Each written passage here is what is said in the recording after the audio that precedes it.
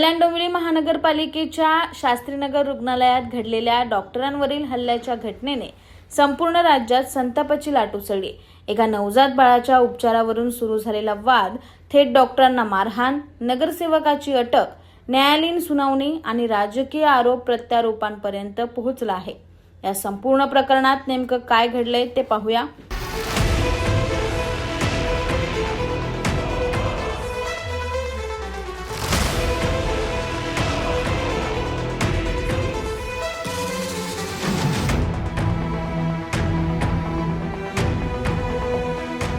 डोंबिवलीतील शास्त्रीनगर रुग्णालयात एका नवजात बाळाची प्रकृती गंभीर असल्याने रुग्णालयातील डॉक्टरांनी त्याला अधिक चांगल्या उपचारासाठी दुसऱ्या रुग्णालयात हलवण्याचा सल्ला दिला।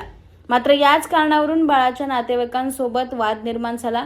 या वादात शिंदे शिवसेनेचे नगरसेवक रमेश म्हात्रे आणि त्यांचे काही समर्थक रुग्णालयात दाखल झाले। त्यानंतर महिला डॉक्टर, परिचारिका आणि इतर आरोग्य कर्मचाऱ्यांना शिवीगाळ, धक्काबुक्की आणि मारहाण झाल्याचा गंभीर आरोप करण्यात आला। या घटनेनंतर रुग्णालयातील सीसीटीव्ही फुटेज समोर आले आणि संपूर्ण प्रकार राज्यभर चर्चेचा विषय ठरलाय। डॉक्टर संघटना, निवासी डॉक्टर, वैद्यकीय कर्मचारी आणि विविध सामाजिक संघटनांनी तीव्र निषेध व्यक्त करत आरोपीवर कठोर कारवाईची मागणी केली। राजकीय वर्तुळातही या घटनेचे तीव्र पडसाद उमटले। विरोधी पक्षांनी सरकारवर टीका करत डॉक्टरांच्या सुरक्षेचा मुद्दा उपस्थित केलाय।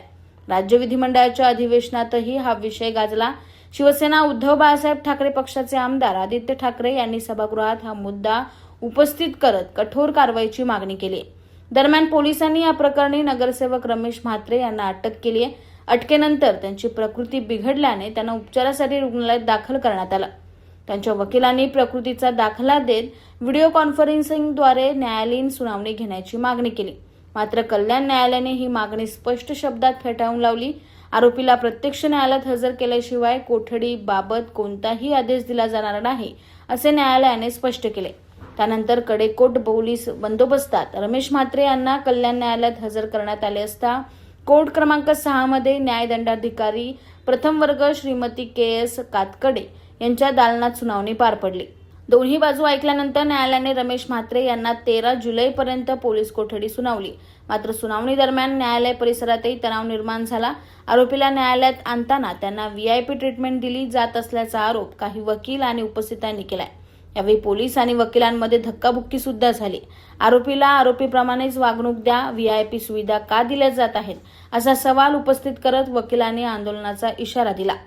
या घटनेनंतर राज्यभरातील डॉक्टर संघटना अधिक आक्रमक झाल्यात। रुग्णालयामध्ये डॉक्टरांच्या सुरक्षेसाठी कडक कायदे, सुरक्षा व्यवस्था आणि आरोपीवर कठोर कारवाईची मागणी जोर धरत आहे। आरोपीवर पुढे कोणती कारवाई होते आणि डॉक्टरांच्या सुरक्षेबाबत सरकार कोणते ठोस निर्णय घेते, याकडे आता संपूर्ण राज्याचे लक्ष लागलंय।